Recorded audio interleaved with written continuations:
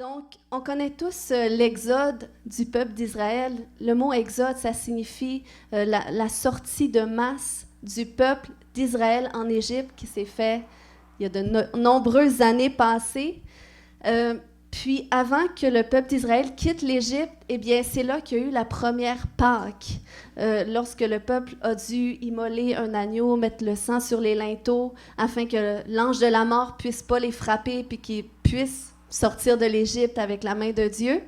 Et là, on sait qu'ils sont sortis surnaturellement. Puis là, quelques mois après, il y a eu un autre événement extraordinaire qui s'est produit, c'est que, rendu au mont Sinaï, eh bien, c'est là que Moïse est monté sur la montagne, et là, Dieu est descendu, puis Dieu lui a donné la loi pour le peuple d'Israël. Donc, c'était comme le document légal pour permettre au peuple de pouvoir conserver leur délivrance, parce que là, ils avaient été délivrés de tous les démons d'Égypte.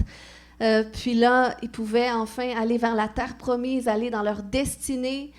Mais on sait que le peuple n'est jamais parvenu à suivre la loi au complet. Donc, il n'est jamais parvenu à être pleinement libre. Mais la bonne nouvelle, c'est que Dieu savait que ça allait se produire ainsi à cause de la nature pécheresse de l'homme.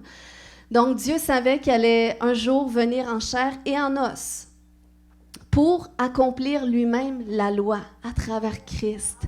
Amen. Donc, c'est ça que Jésus est venu accomplir jusqu'à la croix, où est-ce qu'il est mort sur la croix à la Pâque, à un certain moment donné, et il est ressuscité 3 jours après. Et c'est là que le peuple de Dieu, tous ceux, à partir de ce moment-là, qui ont choisi de s'approcher de Dieu suite à une expérience ou suite à un témoignage, qui ont été touchés, eh bien, c'est à partir de ce moment-là qu'ils ont pu expérimenter la délivrance. Donc, c'est ça le second exode. C'est lorsque Christ a accompli son œuvre à la croix. Et là, 50 jours après cette Pâque-là, on se souvient de l'histoire, les disciples étaient réunis dans la chambre haute, il y avait 120 personnes qui étaient là. Jésus leur avait dit, ne quittez pas ce lieu jusqu'à ce que vous ayez reçu la puissance d'en haut, jusqu'à ce que vous soyez revêtus pour que vous soyez par la suite mes témoins, pour que vous rentriez dans votre appel. Donc là, c'est ce qui s'est produit. À partir de ce moment-là, lors de la Pentecôte, de cette époque-là, il y a eu un tremblement qui s'est fait ressentir. Et là, il y a des langues semblables à des langues de feu. C'était comme un signe surnaturel qui sont venus se déposer sur eux. Et là, ils se sont mis à parler en d'autres langues. Donc, à partir de ce moment-là, parce qu'à une certaine époque, dans la tradition juive, à la Pentecôte, ça signifie 50e, donc 50 jours après la Pâque, on célébrait la venue de la loi pour le peuple d'Israël. Donc, c'était un jour de fête comme ça. Mais là, à partir de cette Pentecôte-là, où est-ce que le Saint-Esprit est descendu, eh bien là, les gens ont commencé à célébrer le jour, non pas où est-ce que la loi est venue sur des tablettes, mais le jour où est-ce que la loi est venue s'inscrire sur les tablettes de notre cœur, par le Saint-Esprit. Donc, c'est pour ça que c'est un jour glorieux qu'on célèbre, qu'on se remémore aujourd'hui. Dieu avait dit dans Jérémie 31, 33-34, « Mais voici l'alliance que je ferai avec la maison d'Israël. » Et nous faisons partie du peuple d'Israël du moment qu'on donne notre vie à Jésus. La maison d'Israël, c'est le peuple de Dieu parce que Israël, c'était le peuple que Dieu s'était choisi. Mais aujourd'hui, par la foi, on fait partie aussi du peuple d'Israël, le peuple qui a choisi de se donner à Dieu. Amen. Merci pour vos amen. Donc, il dit, « Voici l'alliance que je ferai avec la maison d'Israël. Après ces jours-là, dit l'Éternel, je mettrai ma loi au-dedans d'eux, je l'écrirai dans leur cœur, et je serai leur Dieu, et ils seront mon peuple. » C'est pour ça qu'il dit, on n'aura plus besoin d'enseigner notre voisin en disant « Fais ceci, fais cela, tu dois suivre les 10 commandements. » Non, parce que le Saint-Esprit lui-même nous enseignerait personnellement. Est-ce qu'on a quand même besoin d'être enseigné? Oui, parce qu'on a besoin des uns des autres. C'est pour ça que Dieu a établi le concept de l'Église. Mais nous sommes l'Église ensemble, puis ensemble, on peut grandir. On s'aiguise parce que le fer aiguise le fer, mais c'est ce qui nous fait grandir, c'est ce qui nous fait nous développer. Amen. Donc, c'est pour ça qu'on a reçu le Saint-Esprit, puis on est tous appelés, depuis ce temps-là, à vivre une expérience de Pentecôte personnelle, individuelle. Puis c'est des choses qui se sont produites dans la suite des Écritures. Lorsqu'on lit, par exemple, le livre des Actes, on voit à d'autres moments où est-ce que le Saint-Esprit est descendu sur les gens, soit qui recevaient le témoignage de Jésus, soit qui passaient par les eaux du baptême parce qu'ils avaient accepté Jésus. Et là, ils faisaient l'expérience du baptême du Saint-Esprit et ils parlaient en d'autres langues. Donc, c'est quelque chose qui existe encore aujourd'hui, qui n'a pas cessé parce qu'on continue de le vivre. Puis du moment que qu'est-ce qu'on vit s'aligne avec qu'est-ce qui est écrit dans la parole de Dieu, ben on a la confiance que Dieu est là-dedans, que c'est dans la volonté de Dieu. Amen. Puis c'est vraiment nécessaire pour nous de vivre cette expérience avec le Saint-Esprit, de plénitude du Saint-Esprit. Parce que même l'apôtre Pierre qui avait marché avec Jésus pendant 3 ans, que Jésus l'avait propulsé dans son appel, qui avait dit que sur la parole de cette révélation qu'il avait reçue, il bâtirait son Église, tout ça. Mais lorsque Jésus est mort à la croix, eh bien Pierre, il n'était pas rentré dans son appel, il était retourné à ses occupations de pêcheur. Il était retourné à son métier. Mais à partir du jour où est-ce qu'il a reçu la plénitude du Saint-Esprit, eh bien là, il a été revêtu pour rentrer dans son appel. Est-ce que ça veut dire qu'on quitte nos emplois quand on reçoit le Saint-Esprit? Non. Je ne vous encourage pas de faire ça, mais ça veut dire que le Saint-Esprit vient sur nous pour nous revêtir, pour nous donner la grâce, la force de pouvoir, déjà à la base, connaître notre appel, découvrir ce à quoi nous sommes appelés, et là, il nous fait rentrer dans notre destinée. Et ça, c'est dans notre vie quotidienne. Amen. Donc, je crois que lorsque tu es à cet endroit où est-ce que tu traînes de la patte spirituellement, est-ce que c'est déjà arrivé à quelqu'un? Tu as l'impression de traîner de la patte, tu as du mal à avancer, je vois qu'il y en a qui ne lèvent pas leurs mains trop haut, mais c'est correct, le Seigneur voit votre cœur. Mais sachez que des fois, c'est pas que tu as besoin d'une nouvelle, d'être rempli du Saint-Esprit, parce que des fois, tu es déjà rempli du Saint-Esprit, tu as déjà vécu cette expérience. Mais des fois, tu as besoin de vivre une expérience nouvelle avec le Saint-Esprit. Puis ça, c'est correct de le demander. On voit même les apôtres, à un moment donné, ça faisait pas longtemps, en tout cas, dans les chapitres des Actes, qui avaient été remplis du Saint-Esprit, 2 chapitres plus loin, ils demandent encore à nouveau d'être fortifiés.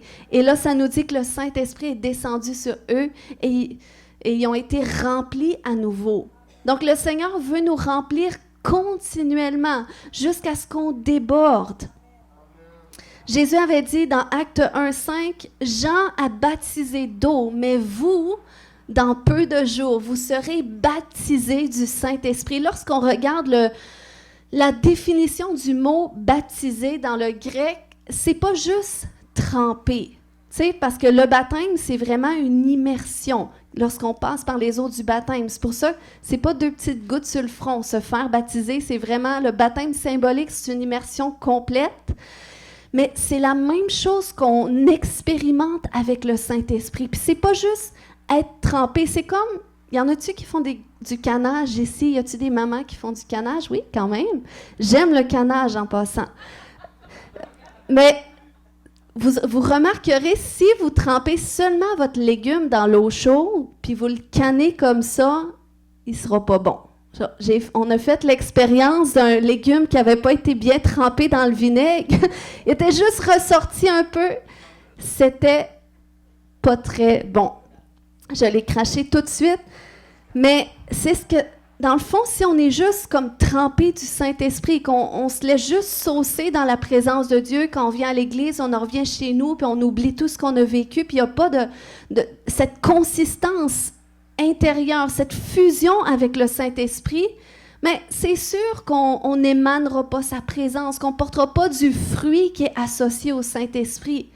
Mais plus que tu trempes dans cette fusion avec lui, dans cette quête d'une intimité plus profonde avec lui, que tu cherches à le connaître, que tu passes du temps avec Dieu, que tu lis ta parole, que tu pries, que tu as un cœur. Puis c'est vraiment une attitude de cœur. C'est vraiment, ça commence un désir dans le cœur, mais c'est comme ça que tu deviens macéré dans la présence du Saint-Esprit, puis tu finis par goûter bon. Tu finis par goûter un goût qui vient du ciel. Amen. Donc, c'est ce que le Seigneur veut faire. Puis je m'attends qu'aujourd'hui, on va ressortir de ce lieu baptisé, qu'on va être immergé de lui dans les endroits peut-être qui étaient pas tout à fait immergés. Amen. Donc, lors de cette Pentecôte, comme j'ai dit, le phénomène particulier qui s'est produit, c'est que les gens ils ont commencé à parler dans une autre langue. C'est quoi cette langue-là bizarre? Hein? Peut-être vous vous dites, ou si vous êtes ici pour votre première fois, je vous encourage de poser vos questions à quelqu'un en quittant. Si des fois, c'est pas clair, mais je vais essayer d'être très claire ce matin parce que c'est ce qu'on va parler, le parler en langue. C'est quoi cette affaire-là? Je regardais sur Internet quand je faisais des recherches. Savez-vous dans le monde comment il existe de langues?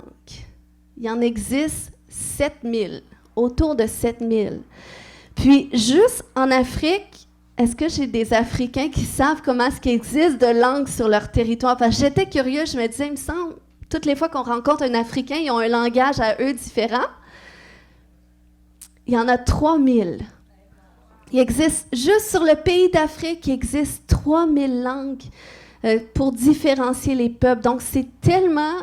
Wow! Tu sais, le fait qu'il y ait beaucoup de langues comme ça, ça disait entre autres dans mes recherches que c'est à cause de certains facteurs, soit historiques, géographiques, sociologiques, qui font en sorte que les peuples, parce qu'il y a beaucoup plus de population que nous, il y a plusieurs pays sur le continent de l'Afrique, puis chaque peuple, chaque territoire, ils ont leur dialecte.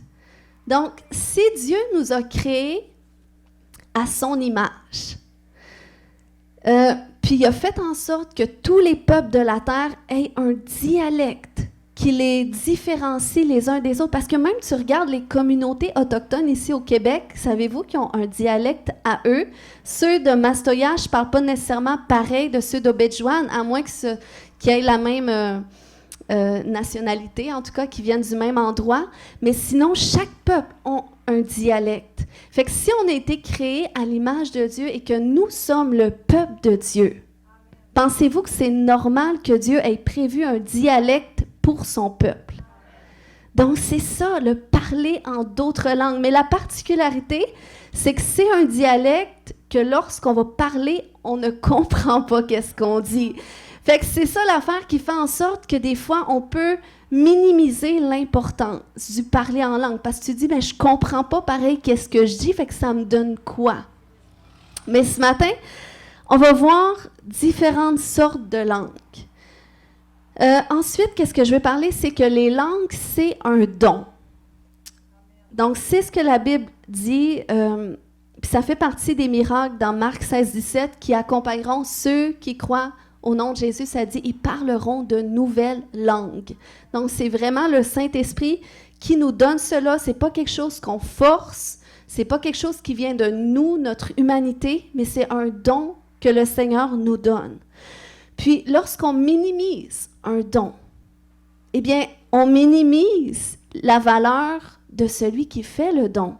Donc, c'est pour ça que même des fois, quand on ne comprend pas bien, bien, c'est à nous d'aller chercher l'information, chercher à approfondir nos connaissances parce que, tu sais, c'est comme si quelqu'un veut te faire manger un repas de sa culture, puis dans sa culture, c'est vraiment délicieux. Mais parce que toi, tu n'es pas habitué, c'est la première fois que tu vois ça, toi, ça a l'air dégoûtant de ton point de vue, eh bien, par souci de relation, par respect de l'autre, parce que tu valorises l'autre personne, même si tu vas peut-être goûter avec le nez bouché, tu vas essayer quand même. Tu vas vouloir goûter. Si la personne te dit, je te dis, c'est délicieux, tu sais, une belle petite pieuvre qui a de l'air un peu gluante, mais parce que tu as une relation avec l'autre personne, parce que tu veux vraiment être son ami, parce que tu veux être proche de cette personne-là, ben tu vas goûter au petit bout de la pieuvre. Bon, amenez-moi pas une pieuvre. Mais bon, vu que j'en parle, j'aurai pas le choix d'y goûter. Mais c'est ça, par souci de relation, par respect pour l'autre personne, parce qu'on... Là, je vois qu'il y a des gens qui planifient des coups. Je vais prier pour ça. Mais c'est ça, par souci de la relation, eh bien, on va vouloir goûter au repas. Donc, c'est pour ça que la prière en langue, c'est vrai, quand on entend ça, si tu es nouveau dans le Seigneur, tu entends ça, tu te dis, mais c'est quoi ce langage-là? Ou, tu sais, selon les théologies que tu as entendues, ben, peut-être tu peux être fermé lorsque tu entends de la prière en langue parce que tu as des questionnements par rapport à ça. Eh bien, c'est à toi, par la valeur que tu accordes à Dieu, c'est à toi de chercher à comprendre, mais Seigneur, si c'est un don que tu donnes, c'est quoi les bénéfices que ça amène? Puis qu'est-ce qui se produit lorsqu'on parle en d'autres langues? La Bible dit dans 1 Corinthiens 14, 2, « En effet, celui qui parle en langue ne parle pas aux hommes, mais à Dieu, car personne ne le comprend et c'est en esprit qu'il dit des mystères. » Donc, c'est pour ça que c'est particulier, mais ça dit qu'on dit des mystères. Mais attendez, si on lit ce passage-là, puis qu'on va lire dans Acte 2, ça nous montre que les disciples parlaient en d'autres langues et dans la langue que les gens comprenaient, les Juifs qui venaient des autres nations comprenaient qu'est-ce qu'ils disaient. Mais là, ici, ça dit que celui qui parle en langue parle à Dieu, puis personne ne comprend qu'est-ce qu'il dit. Donc, vous voyez, il y a deux versets qui semblent se contredire. Qu'est-ce que ça veut dire? Si la Bible se contredit, c'est parce que c'est deux éléments qui sont dans deux contextes différents. Puis ça peut vouloir dire aussi qu'il n'y a pas juste un type de parler en langue. Mais, entre autres, lorsqu'on fait des recherches, moi, j'en ai trouvé 4 types de parler en langue. Mais il peut y avoir plusieurs langues qu'on parle, mais on va regarder 4 types ce matin. Donc, il y a le premier type, c'est le signe pour les non-croyants. C'est ce que la Bible avait dit dans 1 Corinthiens 14, 22, que les langues sont un signe non pour les croyants, mais pour les non-croyants. Donc, c'est ce qui s'est produit dans Acte 2. Si on va lire, ça dit « Le jour de la Pentecôte, ils étaient tous ensemble dans le même lieu. Tout à coup, il vint du ciel un bruit comme celui d'un vent impétueux, et il remplit toute la maison où ils étaient assis. Des langues semblables à des langues de feu leur apparurent, séparées les unes des autres, et se posèrent sur chacun d'eux. Et ils furent tous, quoi? Remplis du Saint-Esprit, et se mirent à parler en d'autres langues, selon que l'Esprit leur donnait de s'exprimer. » Là, ça dit au verset 6, « Au bruit qui eut lieu, la multitude accourut et elle fut confondue parce que chacun les entendait parler dans sa propre langue. » Donc là, ça défile tous les peuples qui entendaient dans leur propre langue parce que c'était le jour de la Pentecôte. Il y avait des Juifs des autres nations qui venaient s'assembler pour célébrer. Et là, ils ont entendu 120 personnes qui parlaient d'une autre langue que eux-mêmes, ils ne savaient pas qu'est-ce qu'ils disaient. Mais c'est le Saint-Esprit en eux qui leur donnait de s'exprimer une langue que les autres à l'extérieur comprenaient. Puis ça dit, donc là, il était étonné. Si on passe à l'autre page, ça dit au verset 8, « Comment les entendons-nous parler dans notre propre langue, à chacun dans notre langue maternelle? » Et là, à la fin, au verset 11, ça dit, « Comment les entendons-nous parler dans nos langues des merveilles de Dieu? » Donc ça ici, c'était un signe pour ces Juifs-là, un signe de Dieu pour eux. C'était pas vraiment une prière en langue qui était juste adressée à Dieu, mais c'était plutôt des proclamations de l'Évangile. C'était comme s'ils prêchaient dans leur langue et à travers cette langue-là, le Seigneur a touché leur cœur parce que ce jour-là, ça nous dit que suite à ce signe-là, il y a 3000 personnes qui s'est converties à Dieu. Donc, n'est-ce pas glorieux? Et ça, c'est vraiment un miracle parce que eux, ils ne savaient pas. Donc, ça veut dire que quand tu te mets à parler en langue, tu ne sais pas la langue qui va sortir à ce moment-là. Ça peut être une langue que quelqu'un comprend. Puis dites-vous que dans ce lieu, on a beaucoup de différentes cultures. Donc, tu sais pas, mais tu peux parler un dialecte que notre sœur Keren comprend. Tu peux parler un dialecte que notre sœur Swavis, elle va comprendre.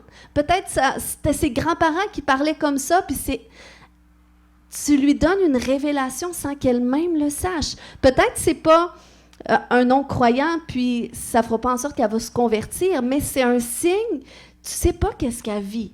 Puis peut-être ça peut faire en sorte qu'elle s'approche de Dieu, ou que ça la fortifie, ça la fermisse. C'est déjà arrivé que j'avais fait de la délivrance avec un couple, puis c'était par Zoom, puis c'était des Espagnols. Puis, pendant que je faisais la délivrance, je m'étais mis, des fois je prie en langue aussi, parce que tu as besoin que le Saint-Esprit te dirige dans la prière. Puis, je m'étais mis, je savais pas, mais je m'étais mis à parler des choses dans sa langue. Puis, je m'étais mis même à faire la délivrance, je leur donnais aux démons de sortir dans leur langue. Fait que vous voyez, puis moi, je ne savais pas, c'est après ça qu'on me l'a dit. Mais ça, c'était un signe pour eux, tu sais, parce qu'ils savaient qu'ils parlaient à quelqu'un qui ne connaissait pas du tout leur langue. Donc ça, c'est le genre de choses que Dieu fait, mais tu ne le sais pas.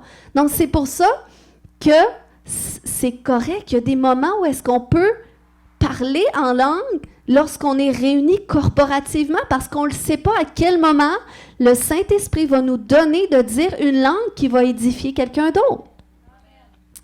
Fait qu'on voit un autre phénomène qui s'était produit dans Acte 10 lorsque Pierre était allé chez Corneille, en tout cas à travers une vision divine, le Seigneur l'a conduit là. Ça dit dans Acte 10, 44 que comme Pierre prononçait encore ces mots, il était simplement en train de leur témoigner de Jésus, ça dit que le Saint-Esprit descendit sur tous ceux qui écoutaient la parole. Donc, si tu écoutes la parole aujourd'hui et que ton cœur est ouvert, ton cœur est désireux de vivre la plénitude de qu'est-ce que Jésus veut que tu vives, eh bien, ça nous dit que le Saint-Esprit va aussi descendre sur toi. Tous les fidèles circoncis qui étaient venus avec Pierre, donc c'était des Juifs, furent étonnés de ce que le don du Saint-Esprit était aussi répandu sur les païens. Donc, tu n'as pas besoin d'être converti depuis des années pour recevoir le Saint-Esprit. C'est vraiment une disposition de cœur. Si tu dis, ben moi, je veux faire cette expérience-là parce que j'ai donné ma vie à Jésus, le Seigneur veut te le donner. Puis, pourquoi qu'ils l'ont su que le Saint-Esprit? Pas parce qu'ils ont resté silencieux, parce qu'ils se sont dit, on ne doit pas parler en langue. Non, ça a sorti d'eux un langage. Puis ça dit qu'ils les entendaient parler en langue et glorifier Dieu. Donc, vous voyez comment ça glorifie Dieu. Dieu se glorifie à travers le parler en d'autres langues. Donc, ça, c'était une langue, un type de langue, un signe pour les non-croyants. Donc, c'était une langue qui est publique. Ensuite, tu as les langues pour interprétation. Et ça, c'est les fameuses langues que lorsqu'il vient quelqu'un pour la première fois qui va prendre ce verset, il n'y a pas d'interprète, on ne devrait pas parler en langue. Mais attention, il ne faut pas sortir les versets des contextes. C'est pas parce qu'il y a quelque chose qui est dit une fois dans la parole qu'il faut en faire une doctrine. À moins que c'est vraiment établi, que c'est quelque chose qui se répète, que tu vois que c'est un fondement, que tu lis tout le long des Écritures. Mais tu sais, c'est comme lorsque Jacques avait dit, si quelqu'un est malade, qu'il vienne voir les anciens de l'Église afin qu'on prie pour lui au nom de Jésus et qu'on loigne d'huile. Donc, Jacques avait dit ça. Mais attention, Jésus avait dit, lui, que voici les miracles qui accompagneront tous ceux qui auront cru en son nom. Ils imposeraient les mains aux malades et ils seraient guéris. Donc, est-ce que c'est deux choses qui se contredisent? Non, c'est juste parce que le contexte est différent. Ça veut dire que l'un ou l'autre est applicable. Donc, ça veut dire que c'est une autre type de langue qui est pour interprétation. Donc, on voit ça dans 1 Corinthiens 14, 27, qui dit « En est-il qui parle en langue que 2 ou 3 au plus parlent, chacun à son tour, et que quelqu'un interprète. » Donc ça, c'est une autre type de langue où est-ce que, dans le fond, dans cette langue-là, tu peux recevoir un message de Dieu qui va parler à la corporation. Donc ça, c'est un autre type de langue, qui est différent de Acte 2, parce que dans Acte 2, il n'y a personne qui interprétait. Non, parce que les interlocuteurs comprenaient qu'est-ce qui était dit. Donc ça, c'est une autre type de langue où est-ce que prophétiquement, le Seigneur donne un message, puis il y a quelqu'un qui a le don, parce que la Bible dit qu'il y en a qui ont reçu le don pour interpréter les langues. Donc, tout bonnement, ceux qui ont ce don-là, comment est-ce que ça peut se manifester? C'est que là, tu entends parler quelqu'un en d'autres langues, puis tu as l'impression de comprendre quelque chose à travers ces langues. Donc ça veut dire que tu as le don d'interprétation. Est-ce que ça se développe? Oui. Est-ce que ça se pratique? Oui. Puis moi, je t'invite à le pratiquer. Puis si tu entends quelqu'un parler en langue, puis il y a quelque chose qui te vient à l'esprit, mais crois que c'est le Seigneur qui te parle, puis questionne-le. Seigneur, c'est-tu vraiment ça que tu dis à travers? Puis c'est par la foi qu'on croit. Puis c'est comme ça qu'on développe. Amen? Donc, ça, c'est une autre type de langue. Les langues pour interprétation. Fait que c'est pour ça qu'on ne doit pas mettre ce verset-là dans une boîte, mettre Dieu avec dans la boîte en disant « Tous les parlers en langue doivent être tous interprétés, sinon que tous se taisent. » Non, ça dépend du contexte de chacune des langues. Amen? Puis c'est Dieu qui décide. Mais quoique Dieu est un Dieu d'ordre, mais c'est pour ça que Dieu établit aussi, par exemple, dans l'Église. Il établit un ordre. Puis à travers l'ordre établi, bien, le Seigneur peut révéler qu'est-ce qu'il veut faire à ce moment-là. Amen. Donc, puis qu'est-ce qui est intéressant aussi, c'est que les langues pour interprétation, je ne sais pas si ça vous est déjà arrivé, mais je vous encourage à faire l'expérience. Mais plus que vous priez en langue personnellement dans vos temps seul à seul avec le Seigneur, eh bien, plus que vous allez développer aussi la capacité d'interpréter. Par exemple, tu peux arriver, tu n'as rien à prier, mais tu commences à prier en langue, puis là, tout d'un coup, tu as de l'inspiration, tu te mets à prier sur un sujet. Puis c'est ce que Paul faisait. Il disait dans 1 Corinthiens 14, 15, « Que faire donc? Je prierai par l'Esprit, mais je prierai aussi avec l'intelligence. Je chanterai par l'Esprit, mais je chanterai aussi avec l'intelligence. » Donc, tu fais les deux, puis c'est vraiment intéressant qu'est-ce que ça produit. Le troisième type de langue, c'est les langues pour l'intercession. Dis avec moi, intercession. Romains 8, 26 dit « De même aussi l'Esprit nous aide dans notre faiblesse, car nous ne savons pas ce qu'il convient de demander dans nos prières. Mais l'Esprit lui-même intercède par des soupirs inexprimables. » Donc, le Saint-Esprit veut intercéder à travers de nous, puis c'est à travers des soupirs, à travers des sons comme ça, ce don des langues qui nous permet d'avoir. Ça facilite tellement la vie de prière, je vous dis. Puis, vu que c'est quelque chose que je pratique souvent dans mon quotidien, la prière en langue, eh bien, je le sais quand que je prie en langue pour intercéder. Parce que c'est un langage qui est différent.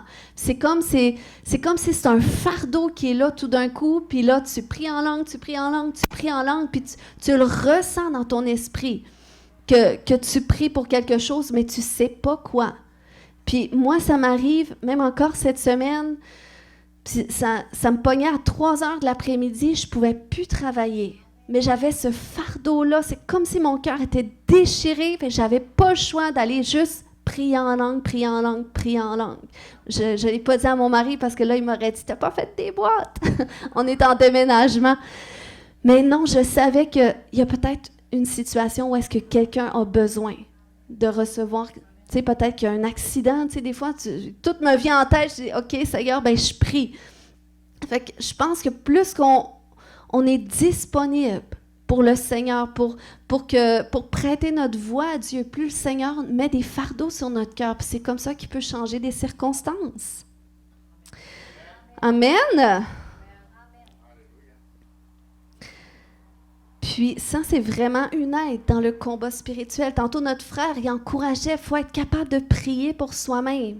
Mais des fois, on ne sait pas quoi prier, puis des fois, on vit aussi des combats spirituels. Mais quand tu pries en langue, le Seigneur, il va faire une intercession à travers de toi, puis ça va te fortifier.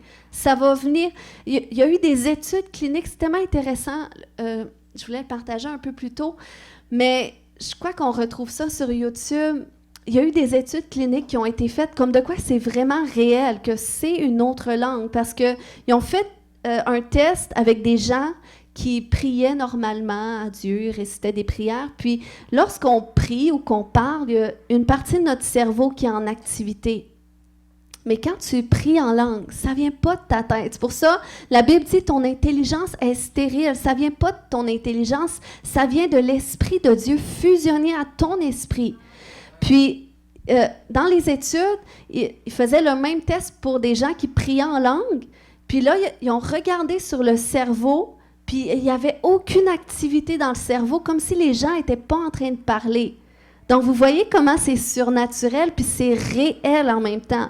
Puis si on veut servir un Dieu surnaturel, je crois qu'on doit être ouvert à développer nous aussi le surnaturel, à être ouvert à ce que Dieu nous utilise d'une façon surnaturelle.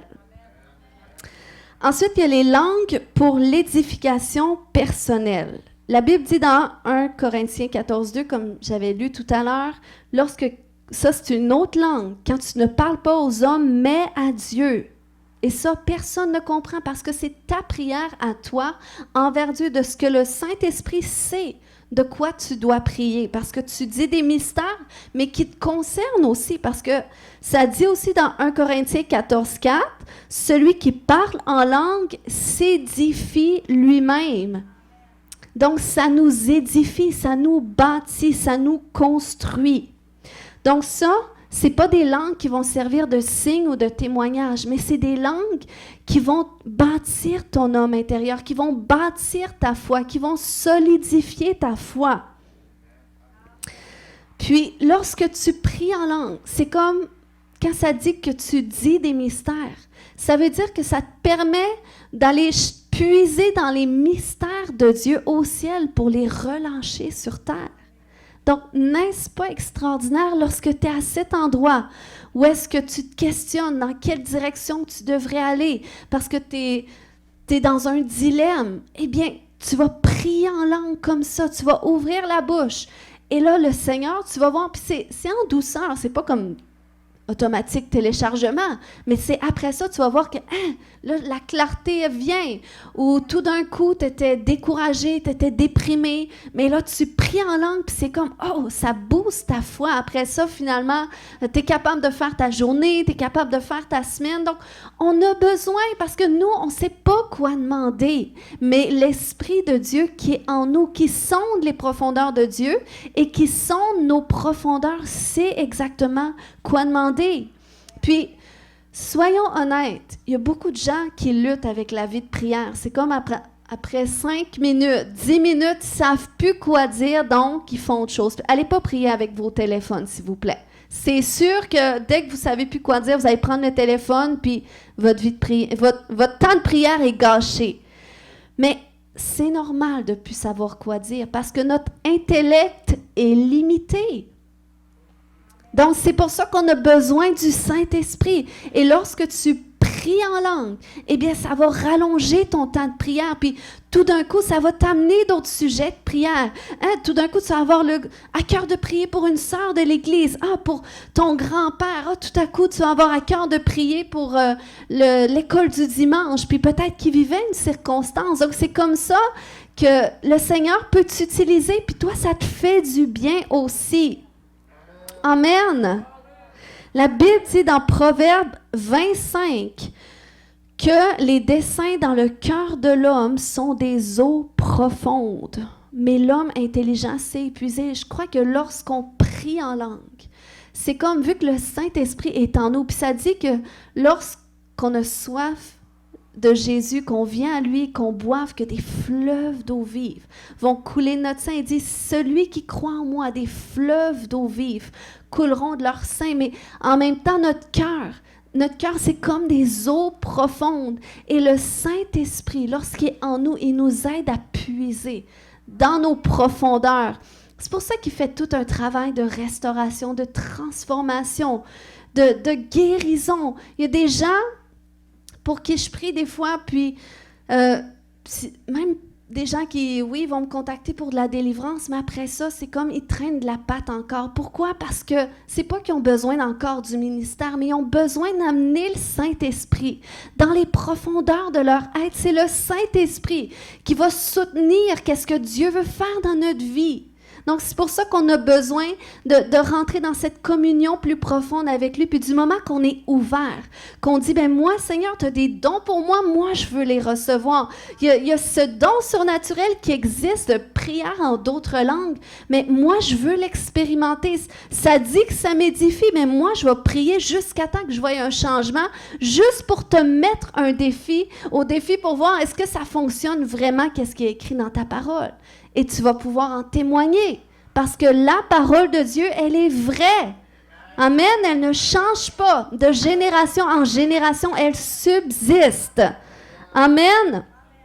Et moi, je crois en le type d'église où est-ce que les 4 types de langues vont être en opération. Que tout d'un coup, on est dans des temps de prière, puis tout d'un coup, il y a quelqu'un qui parle la langue qu'un autre comprend, puis ça lui fait du bien, ça le fortifie, c'est un témoignage pour lui. Ou tu parles en langue, puis ça t'édifie toi personnellement, ça te construit, ça te bâtit. Ou tu pries en langue, puis tout d'un coup, tu as une parole d'encouragement pour ton frère qui est à côté. Donc, on doit être ouvert à se laisser utiliser par Dieu. On doit être ouvert à laisser le Saint-Esprit se manifester comme il le désire. D'une façon ordonnée, oui. Si tout le monde prie en langue tout le temps, peut-être que là, je vais faire une exhortation pour dire, OK, vous voulez parler en langue? Ben là, qu'il y ait 2, 3 qui interprètent aussi, parce que là, peut-être c'est rendu trop intense. Mais il y a des moments pour ça. Amen, mais si on veut que le Saint-Esprit, c'est lui qui nous transforme. Si Dieu a envoyé le Saint-Esprit le jour de la Pentecôte, c'est pour nous aider à marcher dans les plans de Dieu. Le peuple d'Israël n'a pas été capable avant ça. Même s'il y avait des belles tablettes avec des belles lois écrites avec le doigt de Dieu, il n'était pas capable. Mais le Saint-Esprit en nous donne la capacité, nous fait rentrer dans notre appel, dans la volonté de Dieu pour notre vie. Amen. Donc, comment est-ce qu'on peut recevoir le don des langues? Eh bien, tu dois le désirer. C'est vraiment qu'est-ce que la Bible dit. Si quelqu'un désire recevoir le Saint-Esprit, le Père va lui donner. Donc, tu dois le désirer dans ton cœur. Puis ça ne veut pas dire que tu n'as pas encore réussi à parler en d'autres langues, que tu n'es pas rempli du Saint-Esprit. Moi, je sais que c'est ce que je pensais au début de ma vie chrétienne. Ça a pris 1 an avant que je reçoive le baptême du Saint-Esprit. Puis j'ai trouvé ça très long parce que ça a été vite, ma conversion, mon appel, tout ça. Mais je n'étais pas capable. On priait pour moi, puis ça ne marchait pas. Puis je pensais que c'était parce que c'était moi, que le Seigneur ne voulait pas me le donner. Je pensais que c'était ça, puis ça m'attristait parce que je le voulais tellement. Je voulais tout ce que la Bible disait que je pouvais avoir. Mais ça ne fonctionnait pas, mais je le sais que le Saint-Esprit était avec moi parce que j'ai vécu trop de choses extraordinaires suite à cela. Donc, qu'est-ce qui témoigne qu'on est rempli du Saint-Esprit est beaucoup plus associé aux fruits qu'on va porter, aux fruits de l'Esprit, n'est-ce pas? Plus qu'un parler en langue, parce que je crois qu'il y en a des gens pour qui on a prié, qui l'ont déjà en eux. Puis moi, je crois que peut-être je l'avais déjà en moi, mais c'est juste que je n'avais jamais fait le pas de foi pour essayer de l'exprimer. Amen. Donc, la prière en langue, c'est un don que tu reçois par la foi, mais que tu exprimes par ta volonté. Et ça, c'est vraiment important.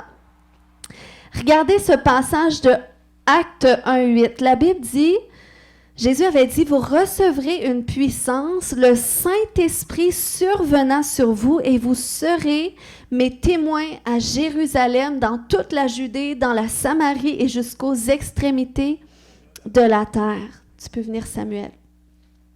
Donc, ici, Jésus, il parle d'une puissance qu'on va recevoir pour témoigner.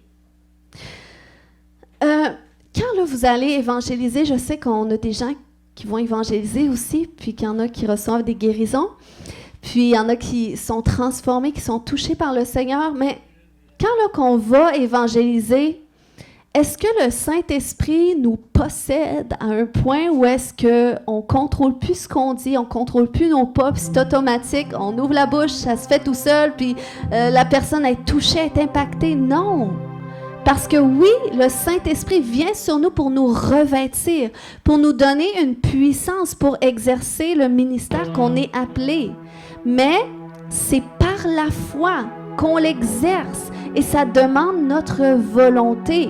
Et ça, c'est la différence avec le diable. Le diable, lui, il cherche à nous posséder pour nous contrôler qu'est-ce qu'on fait, qu'est-ce qu'on pense. Mais le Saint-Esprit vient sur nous, mais il nous donne la liberté de manifester ou non sa puissance. Il nous donne la liberté d'ouvrir la bouche et de commencer à parler. Oui, le Saint-Esprit m'a oint pour que je puisse prêcher la parole de Dieu, mais je dois quand même ouvrir ma bouche et le faire par la foi. Je dois par la foi croire que le Saint-Esprit m'accompagne parce que je ne le ressens pas nécessairement, je le vois pas nécessairement.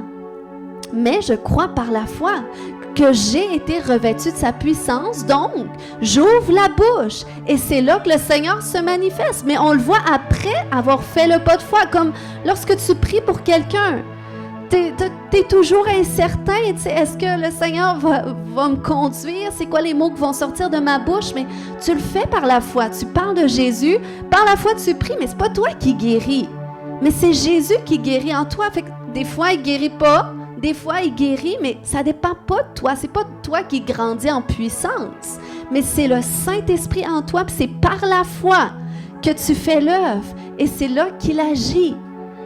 Donc, c'est comme ça que le Saint-Esprit fonctionne, puis c'est la même chose qui se produit avec la prière en langue.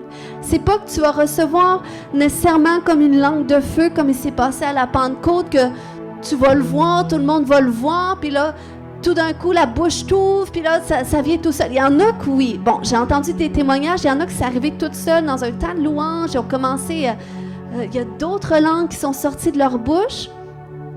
Mais sinon, moi, pour que ça fonctionne, j'ai dû faire un pas de foi. Je m'en souviens, c'était justement Pasteur Louis qui avait prié pour moi. Il avait prié, on va prier que tu reçoives le baptême du Saint-Esprit. Mais moi, j'étais pas sûre. Je me disais, on a tellement prié souvent, ça ne fonctionne pas. Mais là, à un moment donné, elle dit, là, il n'y a rien qui se passe. Ils ont prié. OK, bon, ça ne fonctionne pas. Là, elle dit, non, ouvre la bouche. Puis là, elle dit, allez, laisse aller, continue. Puis là, il y a des sons qui sont venus. Puis je répétais toujours la même chose au début. Hein? C'était katapai.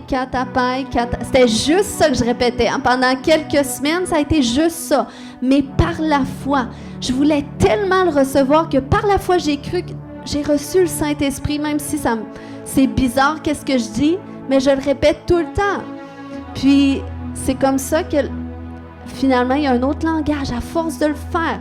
Il y a un autre langage qui est venu. Après ça, il y a d'autres langues. Des fois, même je prie en langue, ça semble tellement une langue qui existe que là, je m'enregistre sur Google Traduction pour voir est-ce que c'est une langue.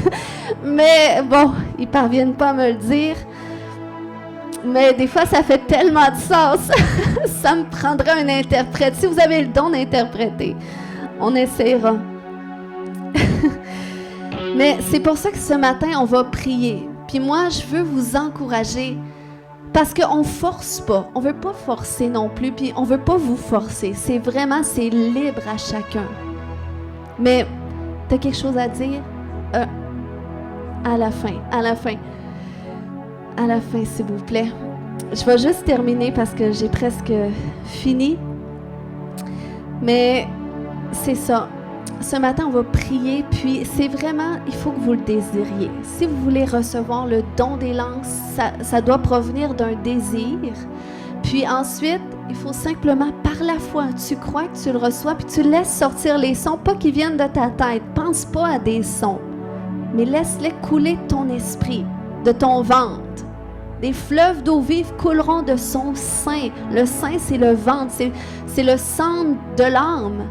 Puis ça te dit, OK, c'est ça que tu dois faire. OK? Donc, par la foi, tu ouvres la bouche.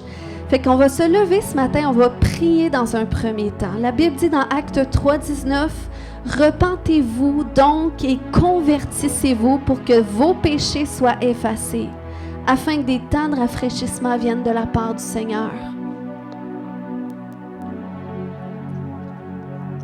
Amen. Peut-être que vous avez déjà reçu le baptême du Saint-Esprit. Peut-être que vous avez déjà reçu le baptême du Saint-Esprit, mais je crois que le Seigneur, il veut vous rafraîchir par son esprit. Il veut vous amener dans une expérience plus profonde. Il veut aller puiser dans les profondeurs de votre être pour faire ressortir qu'est-ce qu'il a mis à l'intérieur de vous qui est glorieux, qui est valeureux. Amen. Vous avez de la valeur pour le Seigneur. Mais dans un premier temps, est-ce que tout le monde a déjà donné toute sa vie à Jésus? Si tu n'as jamais fait cette prière pour dire « Seigneur, je veux te donner toute ma vie », c'est la première étape, c'est le premier cadeau que tu veux recevoir. S'il y en a qui n'ont jamais donné toute leur vie à Jésus, levez la main. Comme ça, je sais qu'on prie ensemble. Alléluia. Alléluia. On va faire cette prière tout le monde ensemble. On va dire « Seigneur Jésus, je te demande pardon pour tous mes péchés. Viens dans mon cœur. Viens dans ma vie. Je t'accepte comme Seigneur et comme Sauveur. » Amen. Si tu as fait cette prière, c'est la première étape. Pour être sauvé, tu es sauvé simplement en confessant. Puis maintenant, comme la Bible dit, repentez-vous, convertissez-vous. On va commencer par se repentir. Peut-être, des fois, pour les mauvaises doctrines qu'on a peut-être entendues sur le parler en langue, qui ont peut-être minimisé ce don, ou qui ont peut-être justement ajouté de l'incrédulité dans notre cœur face à ce don, face à l'expression. Donc, Seigneur, on veut se repentir ce matin pour toute incrédulité, Seigneur Dieu. On veut se repentir, Seigneur, d'avoir cru des enseignements qui étaient peut-être erronés ou, Seigneur, qui ont suscité du mépris envers le don des langues. Seigneur, pardonne-nous ce matin. Puis si tu as quelqu'un que tu dois pardonner, qui t'a fait souffrir, c'est important que tu le fasses parce que pour délier notre langue, le Seigneur veut délier notre cœur d'abord. Puis si tu as de l'amertume dans ton cœur, dis seulement au Seigneur, Seigneur, aide-moi à lui pardonner. Aide-moi à la pardonner. Je lui pardonne, Seigneur. Je lui pardonne pas pour excuser qu'est-ce qu'elle a fait, mais je lui pardonne pour que moi, j'aie plus d'amertume dans mon cœur, puis que toi, tu t'en occupes.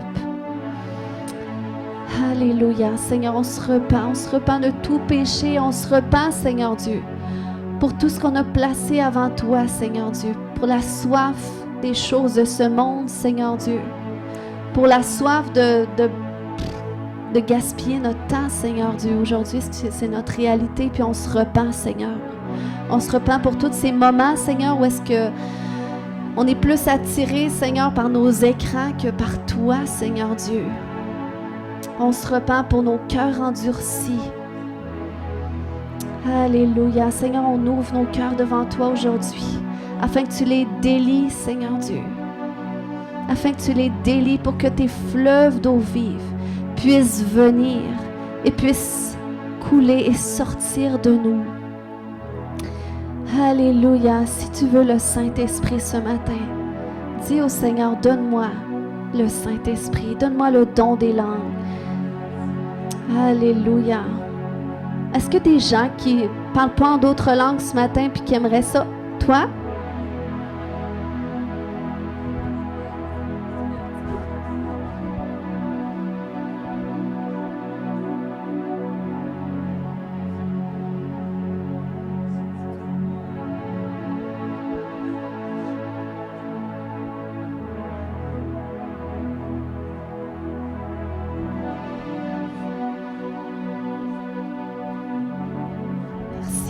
Mais c'est bon. C'est bon. Elle était en train de dire qu'elle avait justement écouté un message semblable ce matin, puis ça confirmait. Mais c'est vrai que c'est important. C'est d'une grande valeur. C'est un don, c'est un cadeau de Dieu. Donc ce matin, si tu veux recevoir, est-ce qu'il y a des gens qui ne prient pas en langue? Parce que tout le monde prie en langue? Toi? Bon, OK. On va demander au Saint-Esprit. Là où est-ce que vous êtes? Je ne vais pas vous faire venir devant, là.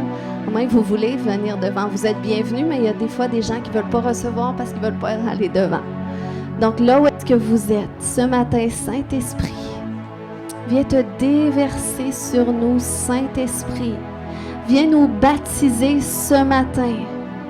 Viens nous baptiser afin qu'on parle de nouvelles langues.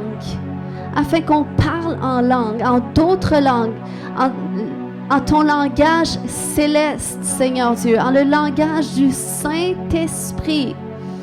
Alléluia, Seigneur. On veut prier en d'autres langues. Viens nous baptiser, viens nous immerger. Koyashata marekete.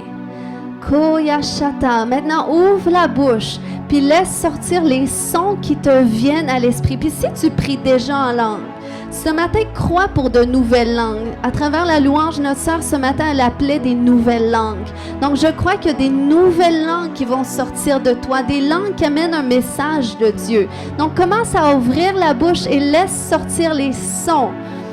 Koyashote marekete. Merci Saint-Esprit que tu nous remplis, tu nous baptises, tu nous immerges de toi, Saint-Esprit.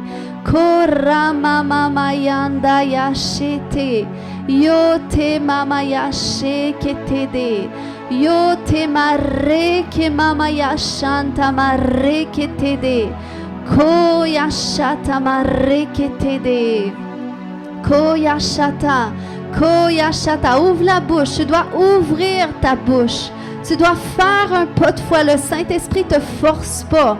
Donc, c'est par ta volonté que tu dois laisser sortir les sons qui viennent. Et alors que tu continues de prier, si tu n'étais pas convaincu que c'était le langage du Saint-Esprit, je déclare qu'il y a une conviction ce matin qui vient dans ton cœur. Koremayeshete.